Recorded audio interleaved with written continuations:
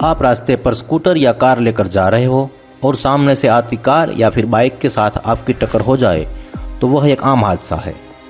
दुनिया में ऐसे हजारों हादसे हर रोज होते रहते हैं।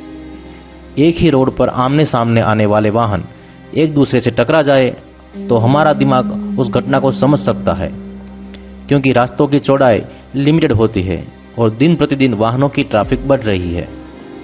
लेकिन अगर आपसे कहा जाए कि इतने बड़े और अनंत तक फैले आसमान में भी ऐसा होता है, तो हो सकता है कि पहले तो आप इस बात पर यकीन ना करें और कहें कि ऐसा कैसे हो सकता है।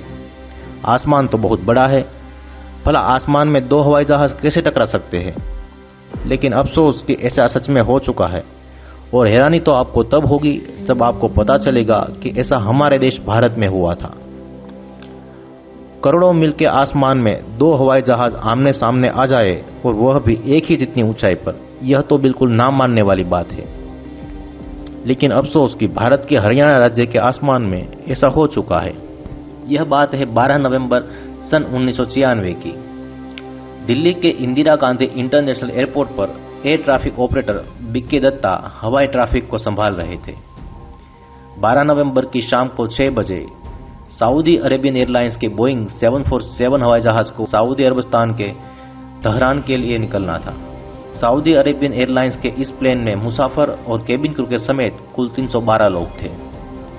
तो दूसरी तरफ कजाकिस्तान के शिमकेन से इल्यूशिन 786 हवाई जहाज 33 मुसाफिरों के साथ एयरपोर्ट पर आ रहा था। दिल्ली के एयर ट्रैफिक कंट्रोल टावर से ट्रैफिक ऑपरेटर बीके दत्ता ने सऊदी अरेबियन विमान को 14,000 फीट की ऊंचाई और कजाकिस्तान के विमान को 15,000 फीट की ऊंचाई बनाए रखने को कहा, ताकि दोनों विमान आमने सामने तो आए और एक दूसरे के ऊपर से निकल जाए। सऊदी अरेबियन के पायलट ने ट्रैफिक ऑपरेटर के आदेश का पालन किया, लेकिन कजाकिस्तान के पायलट ने अपनी ऊंचाई 15,000 फीट नहीं रखी और अपने प्लेन को भी 14,000 फीट की ऊंचाई पर ले आए। अब दोनों विमान आमने सामने एक ही ऊंचाई पर थे। फिर जो हुआ वह हवाई मुसाफरी के इतिहास में पहले कभी नहीं हुआ था।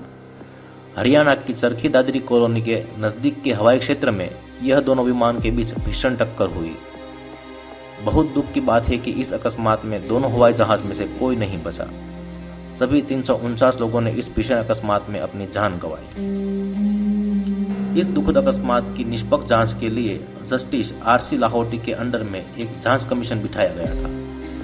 एयर ट्रैफिक कंट्रोलर रिकॉर्डिंग और दोनों विमान के ब्लैक बॉक्स की रिकॉर्डिंग से साबित हुआ कि कजाकिस्तान के पायलट ने ट्रैफिक कंट्रोलर के आदेश का पालन नहीं किया और 349 लोगों ने इस अकस्मात में अपनी जान गंवाई। हवाई मुसाफरी के इस इतिहास में प्लेन क्रैश और प्लेन खो जाने की काफी घटनाएं होती रहती है, लेकिन इतने बड़े आकाश में दो विमानों का एक ही ऊंचाई पर आमने सामने आ जाना rarest of the rare case है। ऐसे ही चौंकाने वाले वीडियो को देखने के लिए आज ही हमारे चैनल को सब्सक्राइब करें।